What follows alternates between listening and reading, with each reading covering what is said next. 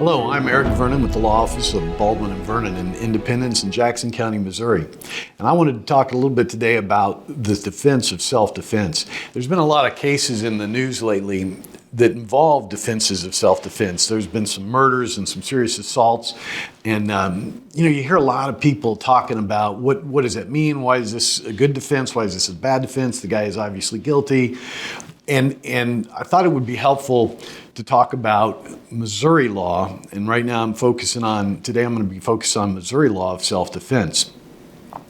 It's a defense that's been in the common law for centuries. We brought it over from the common law in England and it became common law in the United States, and eventually it was codified.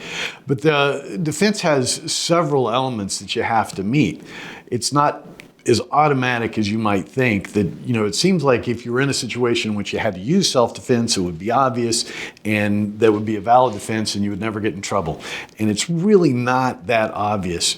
So I wanted to talk about the requirements to use the defense of self-defense. The first one is you can only use self-defense if you're in imminent danger. If you really believe that you are in imminent danger of actually being harmed yourself. So you can use physical force against another person, but only if you think they're about to use physical force against you in a way that's going to hurt you. The next thing is, not only does it have to be in threat of imminent use of force against you, whatever force you're going to use has to be proportional. So, my pithy way of saying it is you can't bring a gun to a fist fight. And I think that I actually read that in a judicial opinion where father-in-law and a son-in-law were getting in a big argument, and the father-in-law slapped the son-in-law, and the son-in-law pulled a gun. And the court said that's not proportional. You can't use a gun to stop somebody from slapping you. So that's the first issue. You have to use proportional force and no more.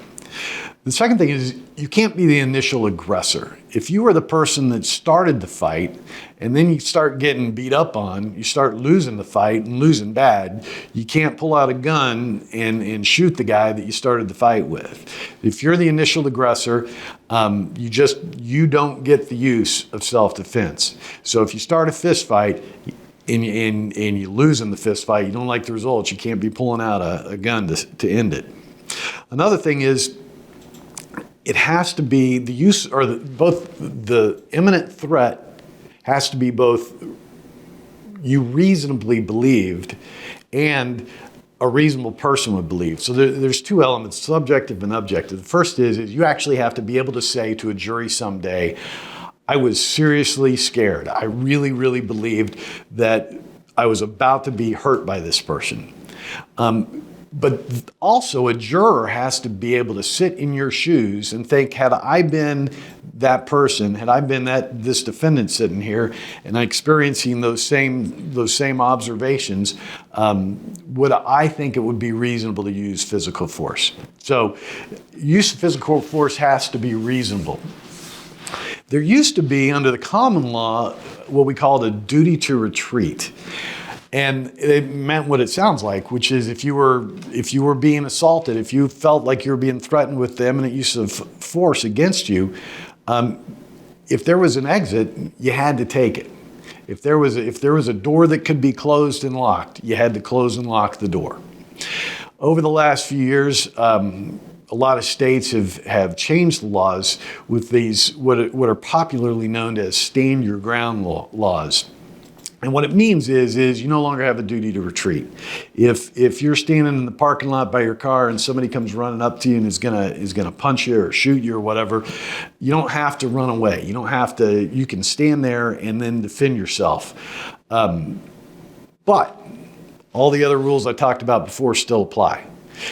It has to be proportional. Your belief in the threat has to be reasonable, and you can't be the initial aggressor. One other issue is what we call the castle doctrine. I guess, and this comes down from the common law, and as you might think, the castle doctrine kind of comes from the concept that, a man's home is his castle. And under the castle doctrine, you can use self-defense in your house against somebody trying to get in your house, and the proportionality rule is taken away. And so what I mean is you can use lethal force against somebody that is trying to break into your house in order to cause you physical harm.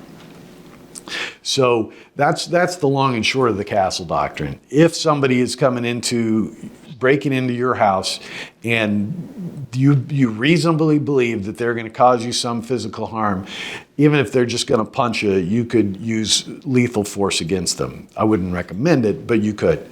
And one other thing about that, you can only use force in the castle doctrine, or lethal force in the castle doctrine, if the person has absolutely no right to be there legally.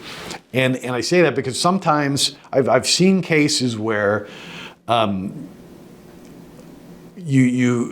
defendant has created sort of a tenancy, like a family member is homeless for a while and comes to stay with you, and so you allow the person to live in your garage for a month, and I've seen judges who think that that creates a tenancy, and that person now has a right, like a landlord tenant, and that person now has a right to be in that house.